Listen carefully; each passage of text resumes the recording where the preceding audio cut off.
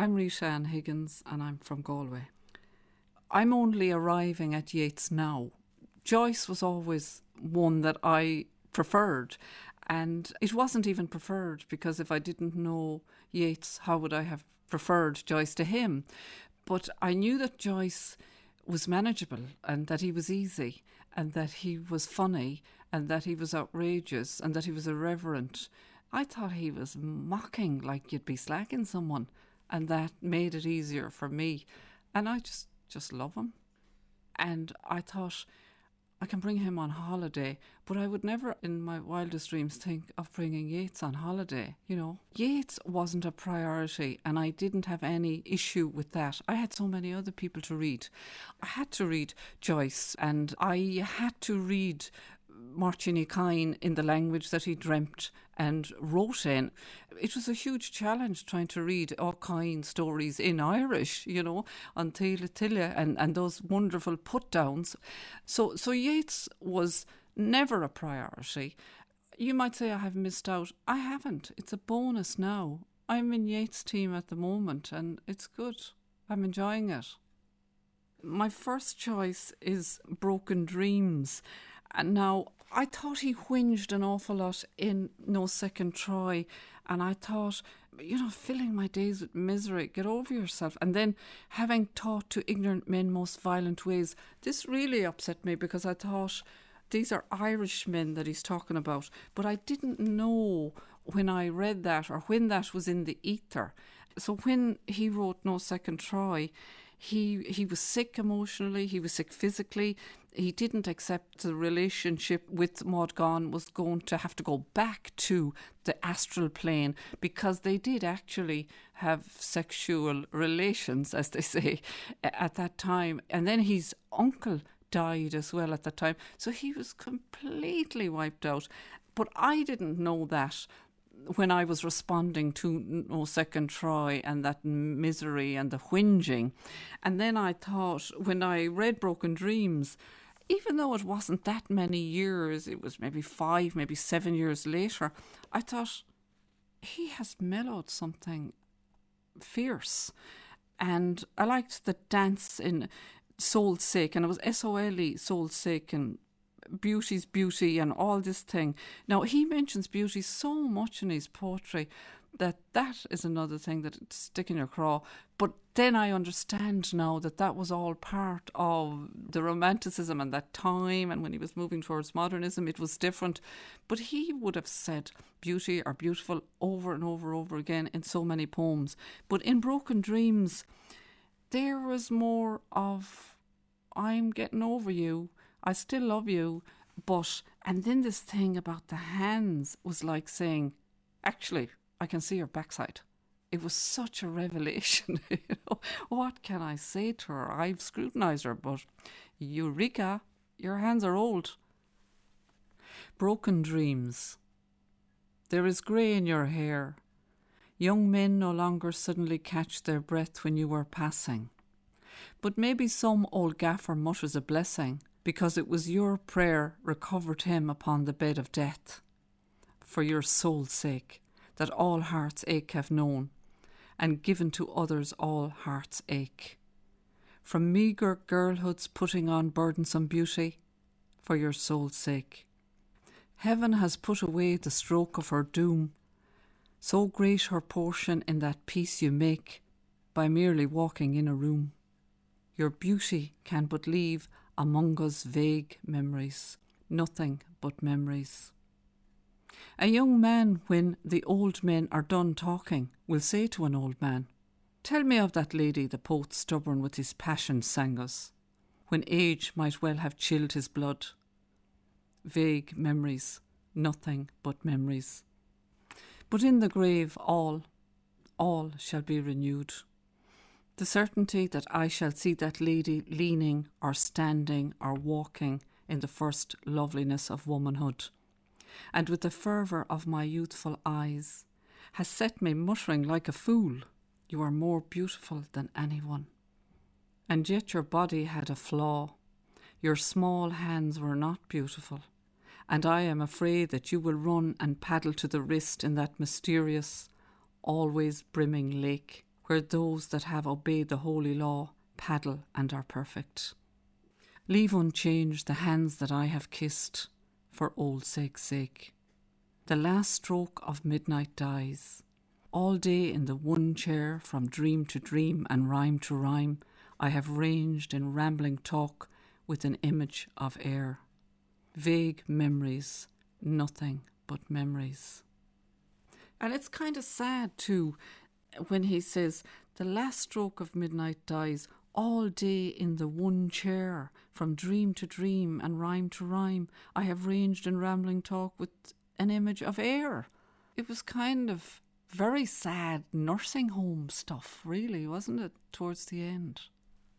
The fascination of what's difficult is very different. It's very interesting to me. Of course, I'm looking at Rent and Colt and Cloud and Dolt, and he uses knave and dolt, but he also uses that in another poem against unworthy praise. He uses knave and dolt, and he uses it towards the end of the poem, same dolt and knave. So I looked up dolt, and dolt is dunce and quite insulting, really. You know, he was good at the put down.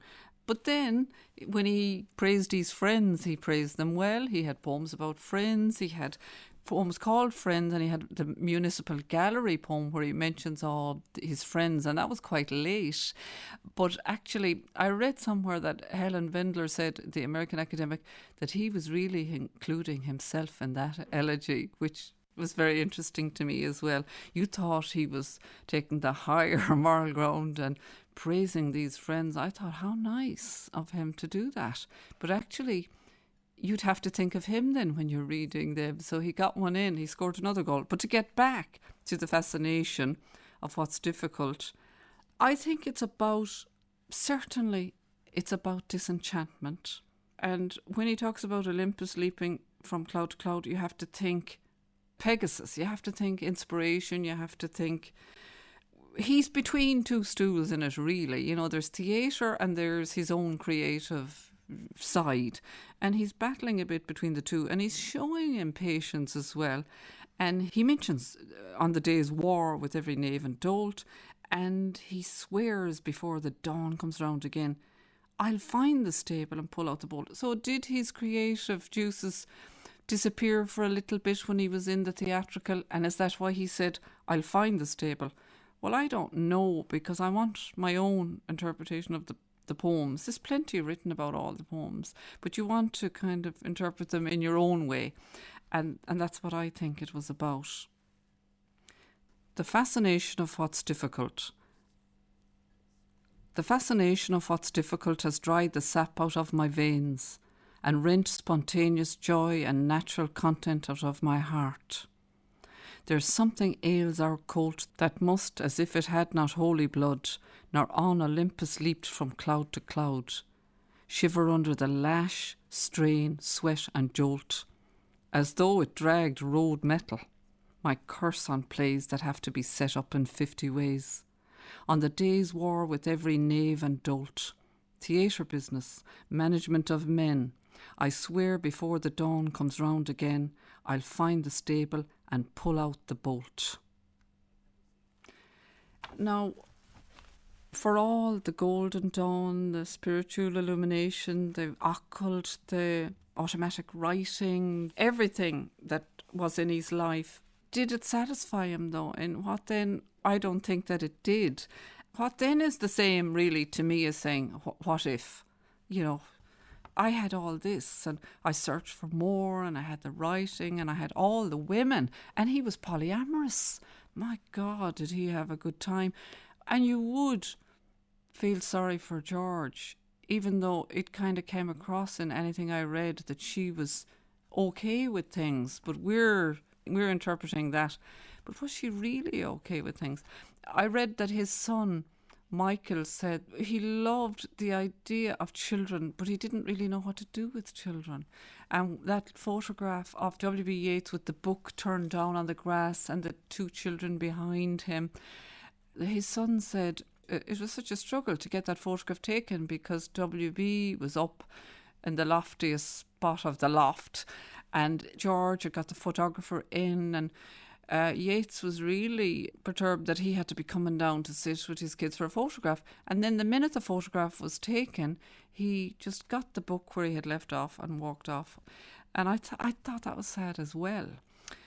The disenchantment in what then is kind of pity on him, because it was certainly towards the end of his life. What then? His chosen comrades thought at school he must grow a famous man. He thought the same and lived by rule, all his 20s crammed with toil. What then, sang Plato's ghost, what then? Everything he wrote was read. After certain years he won sufficient money for his need. Friends that have been friends indeed. What then, sang Plato's ghost, what then? All his happier dreams came true. A small old house, wife, daughter, son. Grounds where plum and cabbage grew. Poets and wits about him drew. What then, sang Plato's ghost, what then? The work is done, grown old he thought, according to my boyish plan. Let the fools rage, I swerved in naught. Something to perfection brought. But louder sang that ghost, what then? And there was something in that poem. He had the Choc Beag Beajock, the kids, the wife, he put that in himself. So he knew he had the things that, when he was coming up on 52 and he was saying, oh, I've got to have a wife, got to have kids, because it has to fit in. It has to be aligned with the stars and the planets, bloody yada, yada, yada. So he had everything that he required. And he was spiritual, we know. But was he really? What did he have? There must have been a massive emptiness in his life, I think.